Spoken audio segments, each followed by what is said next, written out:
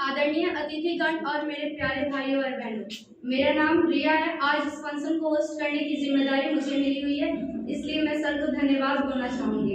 तो चलिए हम फंक्शन की ओर बढ़ते हैं। इस फंक्शन में 5 तरह की प्रतियोगिताएं होती है। पहला भाषण, दूसरा गीत, तीसरा कला, चौथा चित्रकला और 5वां रंगोली। तो सबसे पहले हम गीत से शुरू करेंगे। गीत में सबसे पहले रंगोली जो क्लास 9th की है, प्लीज आइए। कौन सा मंत्र जपूं मैं भगवान, तुम धरती पर आओ।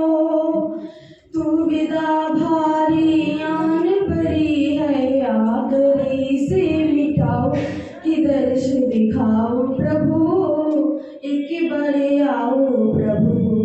किधर से दिखाओ प्रभु, एक बार आओ प्रभु।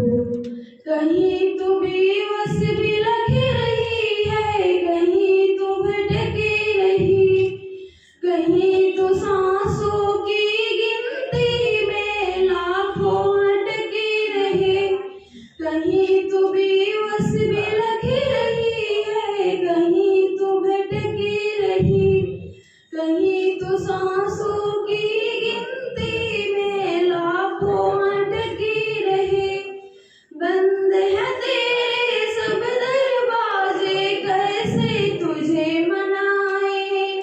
कितनों को कांधेल रहे हैं, क्या क्या तुझे बताएं। किधर से दिखाओ प्रभु, एक बार आओ प्रभु। किधर से दिखाओ प्रभु, एक बार आओ प्रभु। First of all, I would like to give my thanks to respected sir for giving me this golden chance. Respected guests and dear friends, I am Sneha of class 8th, and I am going to sing a song. Ho ho ho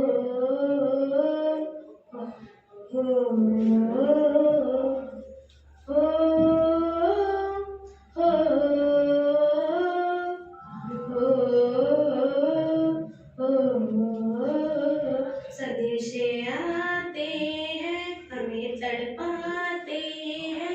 वो चिट्ठी आती है, वो पूछे जाती है कि घर कब आओगे, कि घर कब आओगे, लिखो कब आओगे, कि तुम बिन ये घर सूना सूना है।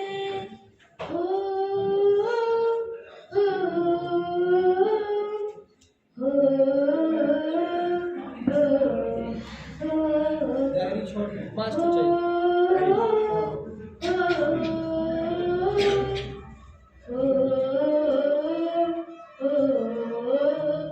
किसी दिलवाली ने, किसी मतवाली ने हमें खत लिखा है कि हमसे पूछा है।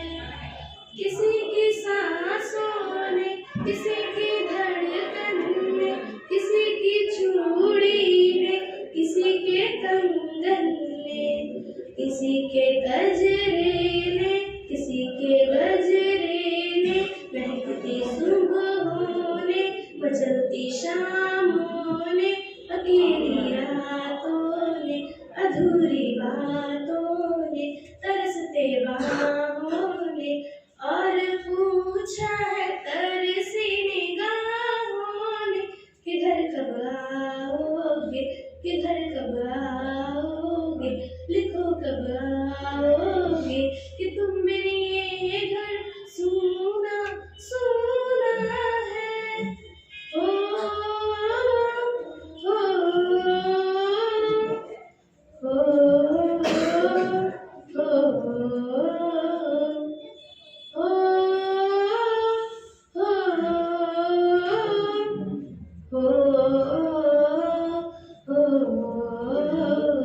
कभी एक ममता की, प्यार के गंगा की, वो चिट्ठी आती है, साथ बुलाती है।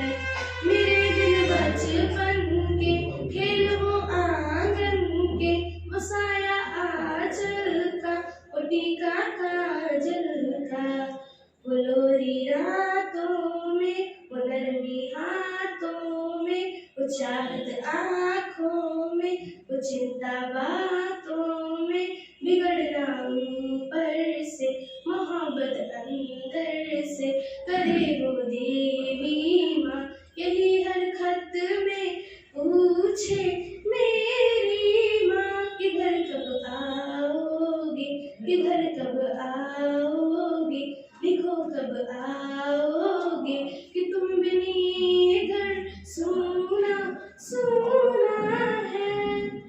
ओ,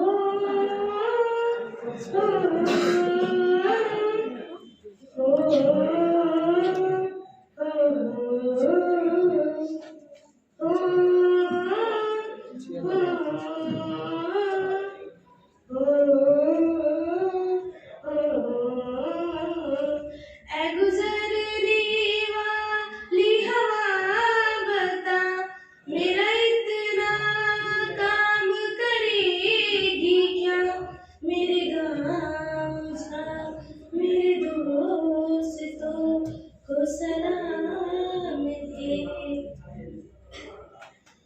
मेरे गाँव में है जो वो गली, जहाँ रहती है मेरी दिलरुबा, उसे मेरे प्यार का जाम दे, उसे मेरे प्यार का जाम दे। वही थोड़ी दूर है घर मेरा, मेरे घर में है मेरी बूढ़ी माँ, मेरी माँ के पैरों को छू के तू उसे उसके बेटे का नाम दे।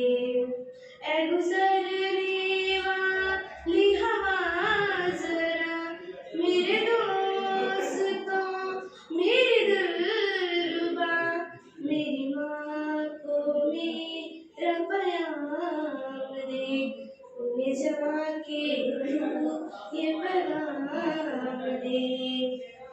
मैं वापस आऊँगा, मैं वापस आऊँगा, फिर अपने गाँव में उसी की छाँव में, कि माँ के आँचल से, गाँव के पीपल से, किसी के काजल से, किया जो वादा था वो निभाऊंगा। मैं एक दिन आऊँगा, मैं एक दिन आऊँगा, मैं एक दिन आऊँगा, मैं एक दिन आऊँगा। Thank you.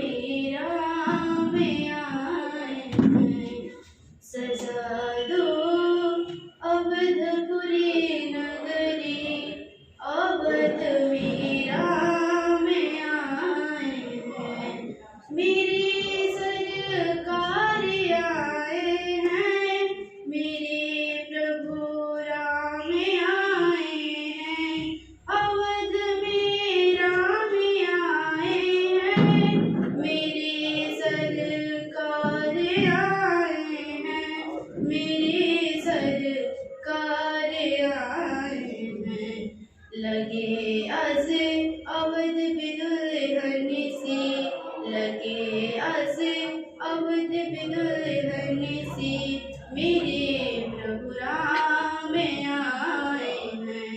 सजा दो घर को गुलशन सा, मेरे सरकार आए हैं। सजा दो घर को गुलशन सा, मेरे सरकार आए हैं। पखारो इनकी चरणों को, बहाकर प्रेम की गंगा।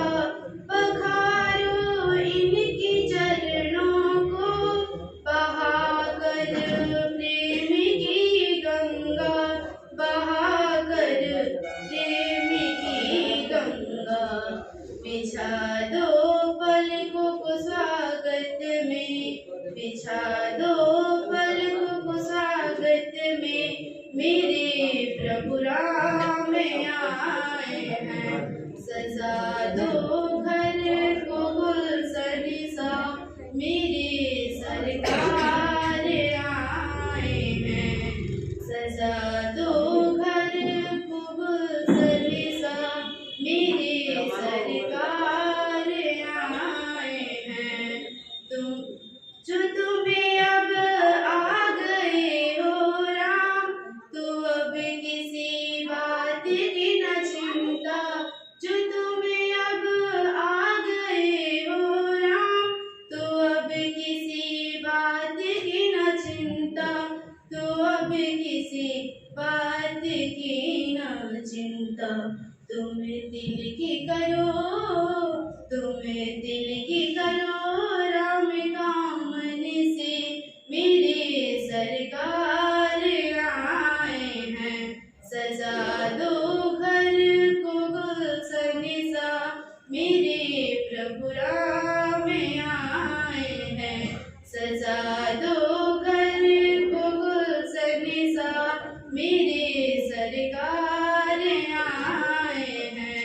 सजा दो घर को गुलशन सा, मेरे सरकार आए हैं। धन्यवाद।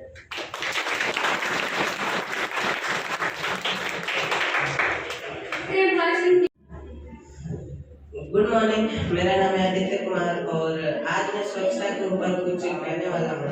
आप लोग सोच रहे होंगे कि होली का त्योहार है और आज मैं स्वच्छता पे बोलूंगा। तो देखिए, होली का त्योहार तो है ही है, तो भाषण में अधिकतर लोग होली पर ही कुछ कहेंगे, तो मैंने सोचा कि स्वच्छता भी एक अच्छा विषय हो सकता है। तो शुरू करते हैं। हमारे समाज के सब इंसान को रहने वाले लोग गंदगी से दूर रहना चाहते और गंदगी को करना नहीं चाहते। उन्हें लगता है एक विषय का काम हमारा नहीं। अपना घर करके पूरा कचरा किसी और के दरवाजे पर डालना अथवा सड़क या नाली में डाल देना कुछ स्वच्छता प्रेमियों के लिए आम बात हो गई है। लेकिन उनके इस तुच्छ कार्य से न जाने प्रतिदिन कितने लोग पीड़ित होते हैं। हमारे प्रधानमंत्री श्री नरेंद्र मोदी कई सारे स्वच्छता अभियान चलाए, लेकिन कुछ दिनों तक सब ठीक रहा, फिर वैसा ही हो गया, चारों ओर पूरा कचरा फैला दिखने लगा। अब अकेले मोदी जी कब तक साफ सफाई कराते रहेंगे? उन्हें और भी तो काम होता है ना। तो इसीलिए अब हमें भी जागरूक होना होगा स्वच्छता के प्रति। हमें अपना घर, सड़क और अपना पूरा समाज साफ करना होगा। मुझे लगता है ये कुछ ज्यादा ही हो गया ना। आप लोग तो बड़े बड़े नेताओं की नहीं सुनते, मेरी क्या सुनेंगे। और मैं ये भी जानता हूँ कि साफ सफाई करना आप लोगों के लिए अग्नि परीक्षा भी साबित हो सकती है, लेकिन कोशिश कीजिए और जितना कम हो सके उतना कचरा फैलाइए। आप सभी को दिल से हैप्पी होली।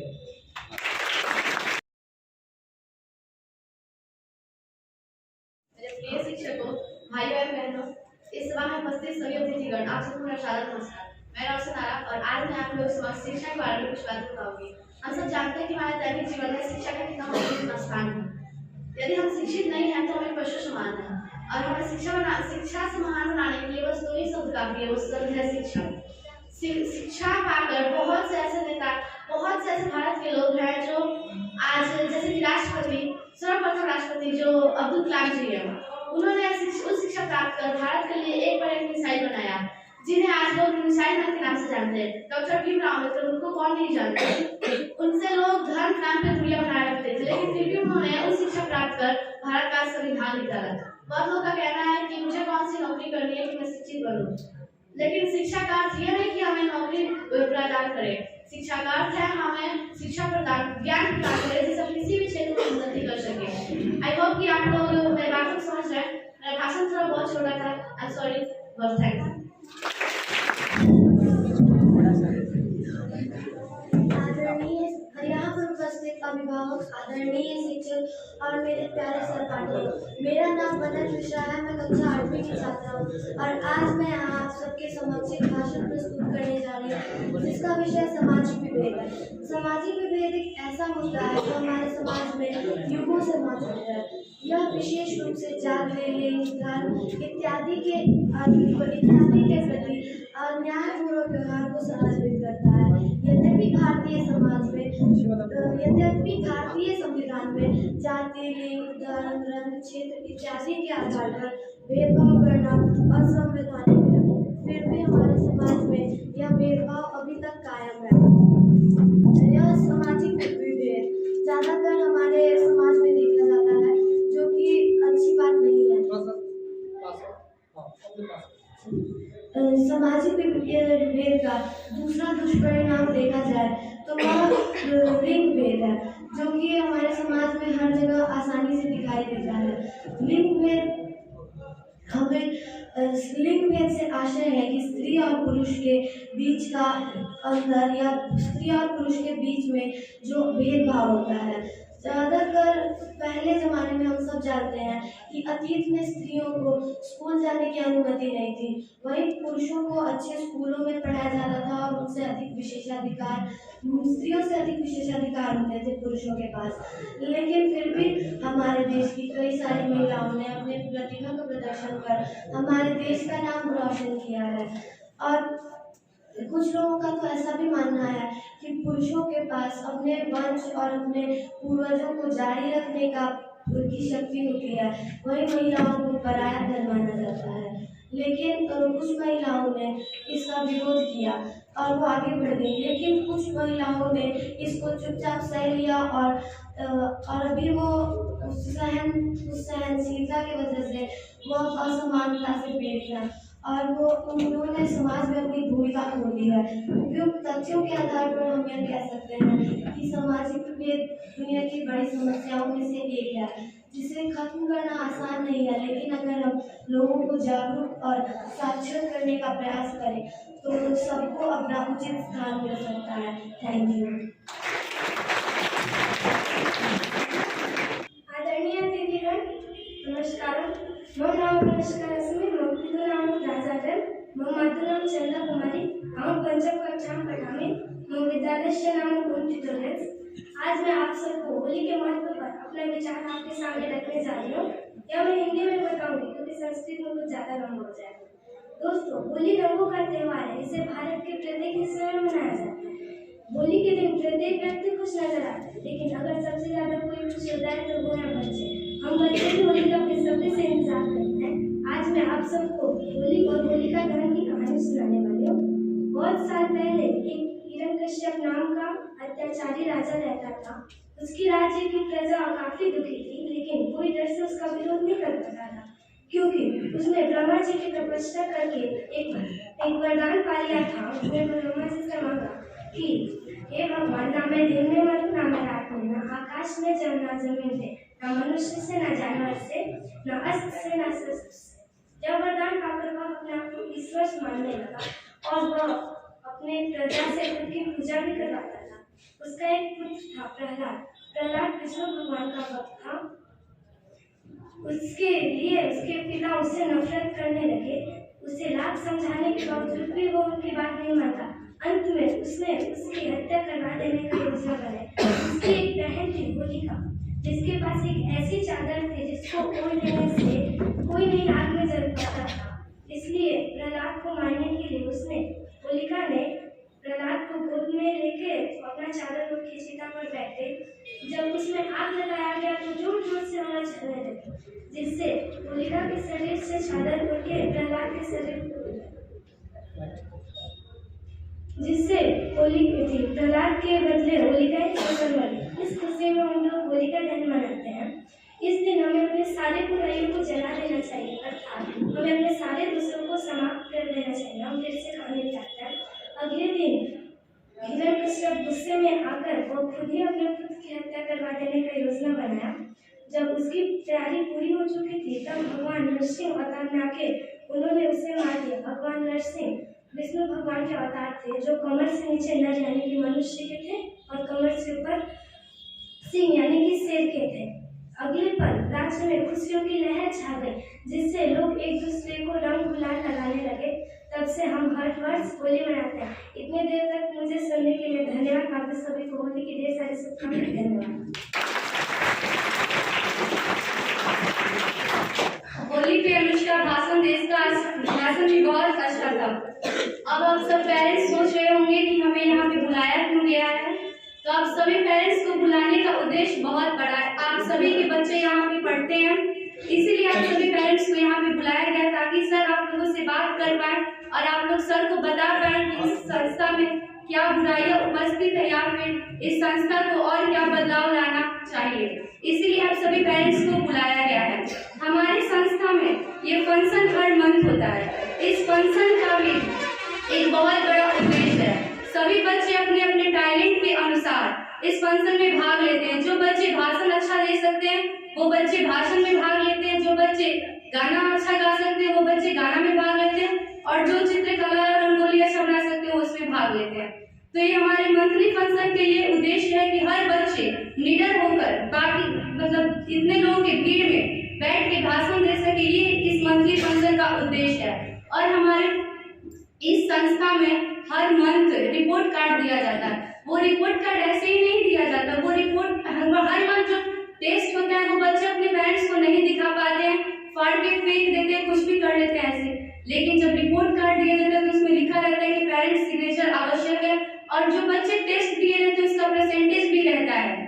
तो जो बच्चे अपने जाके गार्जियन से दिखाते हैं और गार्जियन उस पर साइन करते हैं, और वो फोन करके भी पूछते हैं कि मेरे बच्चे में क्या त्रुटि या फिर बदलाव आया भी नहीं आया है, कुछ भी ऐसे करके पूछ लेते हैं सर से, और सर उनको बताते भी हैं कि हमारे रिपोर्ट कार्ड का उद्देश्य है। और इस संस्था में रिपोर्ट कार्ड ही नहीं बल्कि टीचर का भी टेस्ट होता है। हर मंथ टीचर को बच्चे नंबर भी देते हैं कि जैसे 10 में से 9 मार्क्स वो गेन किए, 8 गेन किए, तो सर उनसे पूछते भी हैं कि आपको बच्चे इतने नापसंद क्यों करें, या फिर पसंद करें तो अच्छा है, नापसंद करें तो सर उनको सिखाते हैं, समझाते हैं कि आप लोग पढ़ाई कैसे करें। तो इसलिए हमारा संस्था इस अरेराज में यूनिक संस्था तो है ही है, और सबसे अच्छा भी। मैं पहली बार आई थी इस संस्था में तो मैं सोची जैसे सारे संस्था है वैसे तो ये भी है, इसमें यूनिक क्या है। फिर मुझे पता चला ना इस संस्था में यूनिक तो कुछ है। मेरे आने के 3-4 दिन बाद में फंक्शन का मंथ है, तो मैं ऐसे ही आई थी। मैं सोच रही थी कि फंक्शन ऐसे ही है, मिठाई खाएंगे बस जाएंगे, लेकिन मैं देखी कि यहाँ पे सब बच्चे अपने टैलेंट के अनुसार भाषण दे रहे हैं, गाना गा रहे हैं, और एप्रिशिएट करने के लिए सर उनको गिफ्ट भी दे रहे हैं। तो इसलिए मुझे लग रहा है ये संस्था अरेराज में बहुत ही यूनिक संस्था है और बहुत ही अच्छा संस्था है। तो आप लोग इस संस्था में जरूर आए और अच्छे से पढ़ाई करें। Thank you. 3 साल हो गए हम लोग काम करते हुए यहाँ पे, और ऐसा पहली बार हुआ है कि कुछ अभिभावक भी यहाँ आए हैं। तो आज मुख्य रूप से मैं आप ही से बात करने वाला हूँ। बच्चों से तो हर बार बात करता हूँ। और आदित्य सफाई के बारे में इतना बोल रहा था, और जैसे प्रधानमंत्री की तारीफ कर रहा था, लग रहा था भाजपा वालों से पैसा लेके आया है। और मंडल भी बता रही थी लड़कियां पीछे थी, लेकिन ये तो बात है कि लड़कियां वाले पीछे थी क्योंकि समाज उनको मौका नहीं देता। लेकिन ये अगर उनको मौका मिले तो वो लड़कों से अच्छा काम करती हैं। ये मैं गार्जियन से बताना चाहता हूँ, क्योंकि हम लोग हमेशा अपने बच्चों को थोड़ा ज्यादा वैल्यू देते हैं, लेकिन अगर सेम मौका दे तो लड़कियां उनसे ज्यादा जिम्मेदारी से काम करती हैं। यहाँ इस संस्था में मैंने कभी फर्क नहीं किया कि कौन लड़का है कौन लड़की है। और आप देखेंगे कि जितने बच्चे यहाँ आए तो संयोग से, हालांकि ये संयोग था लेकिन सिर्फ एक ही लड़का था उसमें, बाकी सभी लड़कियां थी। मतलब कार्यक्रम को संचालित करने से लेके और तमाम प्रतियोगिताओं में सारी लड़कियां अच्छा बोल रही थी। गार्जियन जो भी हैं उनको आप कुछ छूट देते हैं, और इससे उनका मतलब निर्माण सबसे ज्यादा दोस्तों से होने लगता है। वो अपने जीवन के बारे में कोई राय अपने दोस्तों से लेना पसंद करते हैं, और जो खुद 12 साल का है वो दूसरे 12 साल के बच्चे को क्या बताएगा कि उसके लिए जीवन में क्या अच्छा है।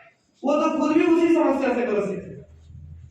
ज्यादातर एक कमी मैं आपको बताता हूँ, लड़कियों को अगर कहीं घर से बाहर निकलना होता है तो बिना पूछे गार्जियन से कहीं नहीं जा सकती, जबकि ज्यादातर परिवारों में लड़कों को पूछना नहीं पड़ता है। अगर बाहर खेलने जा रहे हैं ऐसे ही चले गए, दोस्त के घर जा रहे हैं ऐसे ही चले गए बिना बताए। ये बहुत साफ नहीं बोल पाई, छोटी लड़की है। ये संस्था के बारे में बता रहे थे कि रिपोर्ट कार्ड, ये रिपोर्ट कार्ड है और ये हर महीने आपके बच्चे के लिए जाता है, मतलब बच्चे का महीने में कैसा परफॉर्मेंस रहा वो चीज ये किसी का बना हुआ भी है, आप देख सकते हैं। यहाँ मेरा सिग्नेचर होता है सब कुछ देखने के बाद, और यहाँ उनके सब्जेक्ट्स के नाम, उनके टोटल मार्क्स और जितना वो हासिल करते हैं वो लिखा गया रहता है। यहाँ पे वो कितने दिन क्लास रहे हैं इसको बताया गया रहता है, उनका बिहेवियर कैसा है, क्लास में वो कैसा व्यवहार करते हैं अपने दोस्तों के साथ, टीचर्स के साथ, उसको यहाँ पे लिखा गया रहता है, उसमें उसको मार्क्स दिया गया रहता है। फिर आपके सिग्नेचर के लिए यहाँ जगह छोड़ा गया रहता है, तो पेरेंट्स जो है वो यहाँ पे साइन करते हैं। और कई बार बच्चे चालाकी करते हैं, पेरेंट्स को दिखाए नहीं, खुद से पापा का साइन करके दे देते हैं। और सब बच्चों से हर महीने पूछना पॉसिबल नहीं हो पाता, क्योंकि आप आज जो बच्चे देख रहे हैं उसमें से लगभग आधे बच्चे आए हैं, नीचे भी बैठे हुए ऊपर ही बैठे हुए, इससे 2 गुने बच्चे हैं संस्था में। और हर महीने के 1 तारीख को हम सबसे फोन करके तो नहीं पूछ सकते, कुछ बच्चों के घर फोन करते हैं और गार्जियन को भी आपको कैसा लग रहा है, आपका सेटिस्फेक्शन भी यहाँ बता सकते हैं आप। जैसे यहाँ अगर आपको हमारे संस्था का काम अच्छा लगता है तो आप यहाँ में गुड दे सकते हैं, अगर लगता है नहीं हमारी संस्था अच्छा काम नहीं कर रही है, मतलब या सामान्य काम कर रही है, तो आप यहाँ एवरेज कर सकते हैं। और आपको लगे कि हमारी संस्था खराब काम कर रही है तो आप नॉट सेटिस्फाइड हो सकते हैं। कई बार गार्जियन यहाँ कंफ्यूज हो जाते हैं, वो बच्चे का परफॉर्मेंस देखकर हम लोग को नॉट सेटिस्फाइड कर देते हैं। तो ये आप लोग ध्यान रखें, जो गार्जियन आए हैं, क्योंकि बुलाया तो और भी लोग को गया था, जो गार्जियन आए हैं वो कम से कम हर महीने की 1 तारीख को अपने बच्चों से पूछे कि तुम्हारा रिपोर्ट कार्ड कहाँ है। और उसके बाद ये एक सब्जेक्ट का नोट्स है, ये 10th के मैथ्स का नोट्स है। बच्चों को हम लोग नोट्स प्रोवाइड करते हैं क्योंकि एनसीईआरटी बुक्स में काफी कम प्रॉब्लम होते हैं और इसलिए वो प्रैक्टिस अच्छे से कर सके, इसके लिए हम लोग संस्था की ओर से नोट्स देते हैं। और इसमें बहुत सारे क्वेश्चंस होते हैं, जिस किताब में 2-3 क्वेश्चन है, यहाँ शॉर्ट और ऑब्जेक्टिव क्वेश्चन दिए गए हैं, जो प्रीवियस ईयर क्वेश्चन है, जो पीछे पूछे गए हैं बोर्ड एग्जाम के लिए महत्वपूर्ण है, या बच्चा आगे चल के कंपटीशन एग्जाम कैसे फेस करेगा उसके लिए भी हम लोग देते हैं। ये टीचर्स के लिए हमारे टीचर्स बच्चों के बीच कितने लोकप्रिय हैं ये जांचने के लिए बच्चों को मिलता है। ये हर महीने बोली, थोड़ा झूठ बोल गई, ये हर महीने नहीं होता है, क्योंकि हर महीने क्या पता करेंगे, 3 महीने या उससे भी ज्यादा समय पर एक बार टीचर के बारे में पता किया जाता है कि अभी बच्चों का उनके बारे में क्या राय है। तो यहाँ सब्जेक्ट का नाम ऊपर लिखा होता है और बच्चे टीचर को मार्क्स देते हैं कि 10 में से 10, 9, 8, 7, मतलब टीचर उनके बीच जैसा काम करते हैं बच्चे वो बताते हैं, जिससे मुझे पता चल सके कि टीचर क्लास में कैसा काम कर रहे हैं। अच्छा, उसमें मेरा भी नाम होता है, मतलब बच्चे मुझे भी कर सकते हैं, ऐसा नहीं कि मतलब कोई अलग से है। बच्चों का कोई सुझाव हो तो उसके लिए नीचे जगह दिया करता है कि वो अपने विचार लिख सकते हैं। ये कुछ चीजें थी।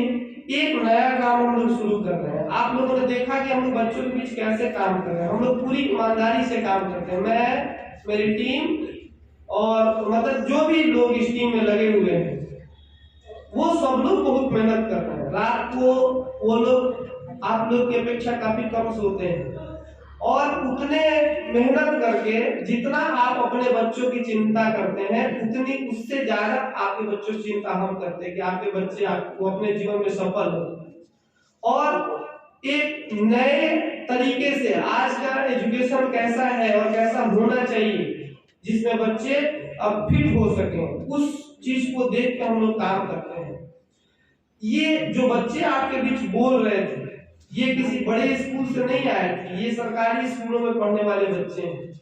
और सरकारी स्कूल में बच्चों को आपने कैसे देखा है, कभी आपकी सरकारी स्कूल में गए होंगे तो 80 बच्चों के क्लास में 8 बच्चे बैठे मिलेंगे, वो भी कोई बिना शर्ट का, कोई बिना पैंट का, और बच्चे गाली गलौज करते हुए बाहर मिलते हैं।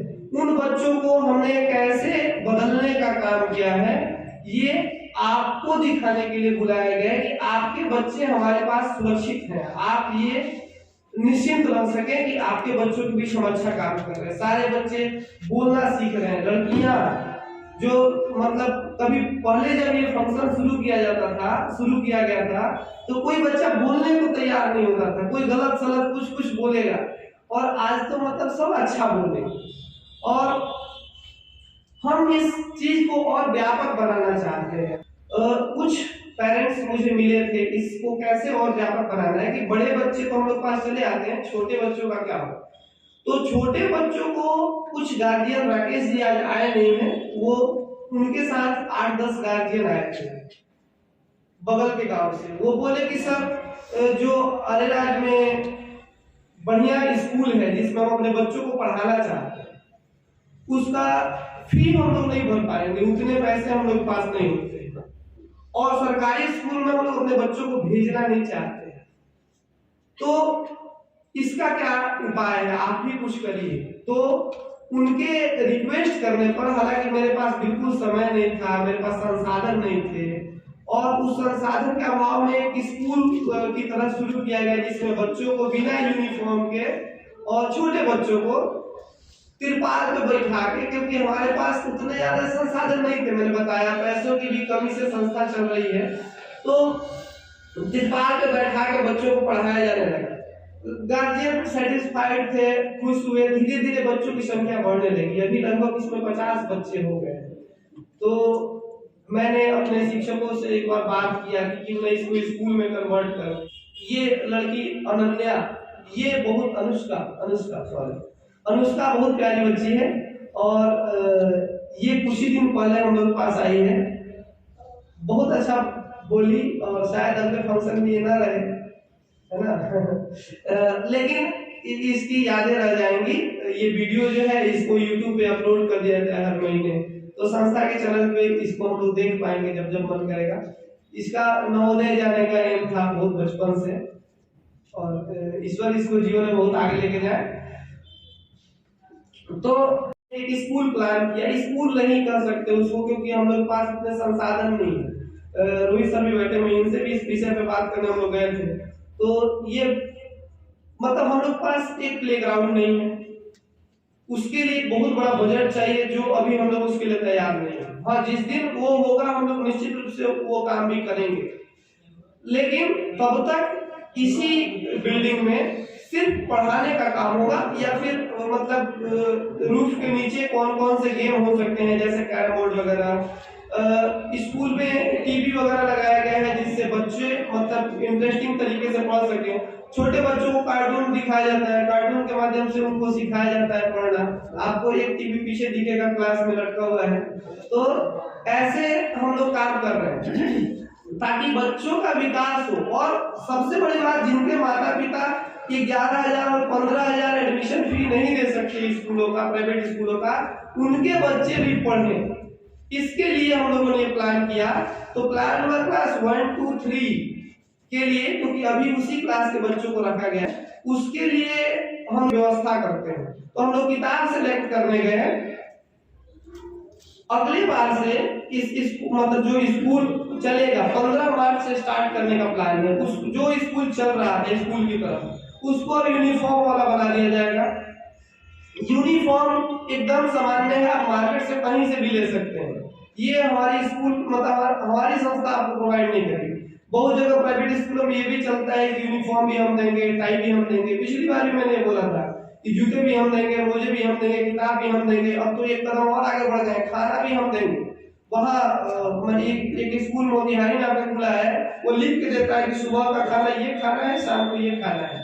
और ऐसे मतलब ऐसी स्थिति में वो सारा कुछ देंगे, लेकिन जब पूछा जाता है पढ़ाई कौन देगा तो बोलते हैं पढ़ाई ट्यूशन वाले देंगे। तो पढ़ाई छोड़ के वो सब चीज दे रहे हैं और सबसे पैसा कमा रहे हैं। तो ऐसा ना हो सके, इसके लिए हम लोगों ने बहुत सामान्य यूनिफॉर्म कलर चुना है, ब्लैक पैंट और व्हाइट शर्ट। उसमें कोई टाई नहीं लगाना है, शूज रहे तो अच्छा है, कंपल्सरी नहीं, क्योंकि हमें पता है कि हमारे पास बहुत छोटे बैकग्राउंड से ही बच्चे आते हैं। जो बड़े परिवारों के बच्चे हैं वो तो मतलब डीएवी, डीपीएस ऐसे बड़े स्कूलों में पढ़ लेते हैं।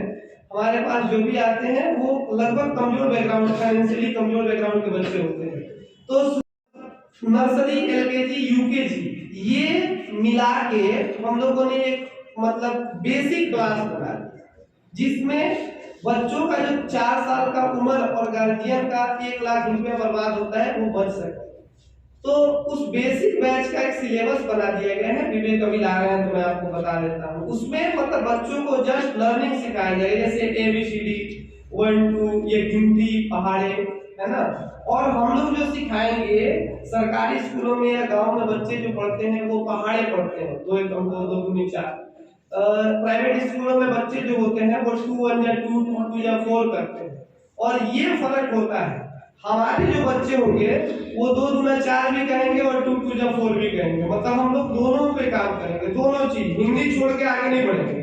हिंदी को लेके और इंग्लिश को मैं बच्चों को समझा रहा था, एक बार 12th क्लास में साइकोलॉजी पढ़ा रहा था, तो मैंने बच्चों से कहा कि हमारे पड़ोस में एक बच्ची है, वो बोली कि स्टोमक में पेन हो रहा है। तो मतलब मुझे बड़ा गुस्सा आया। तो ये लोग बोले क्यों गुस्सा है, छोटी बच्ची वो बोले तो अच्छा ही बोल रही।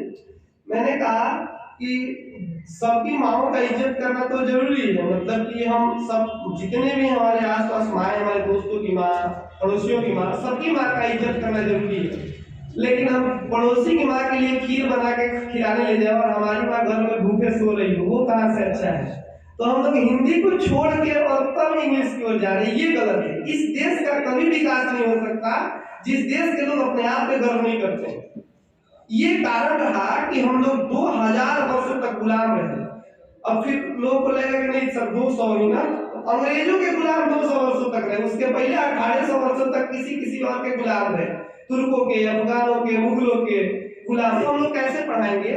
जैसे कई बार मतलब आपके बाकी स्कूलों में क्या पढ़ाया जाता है, यहाँ जो लिखा गया है मैं पढ़ के सुनाता हूँ। Look at the sun so lovely and bright, the birds are singing to welcome the light. ऐसे जो आपके शहर का सबसे महंगा स्कूल है उसके 50% बच्चे ऐसे पढ़ लेते हैं, 50% रीड नहीं कर पाते हैं, क्योंकि ट्यूशन लेने तो हम ही लोग पास आते हैं ना, तो हम लोग को पता है 50% बच्चे रीड नहीं कर पाते बुक, और जो 50% रीड कर लेते हैं उसका हिंदी तो भी नहीं बता पाते, उनको समझ में नहीं आता। तोता की तरह आत्माराम सीताराम रट रहा है, जैसे तोते को घर में रटवाया जाता है कि मिट्टू आत्माराम बोलो, तो आत्माराम आत्माराम करता है, वैसे आपके बच्चे को तोता बना दिया जा रहा है बचपन से कि वो पढ़ रहा है look at the sun, look at the sun, look at the sun, रटवा दिएगा, उसको पता ही नहीं लुक एट द सन क्या है, वो क्या पढ़ रहा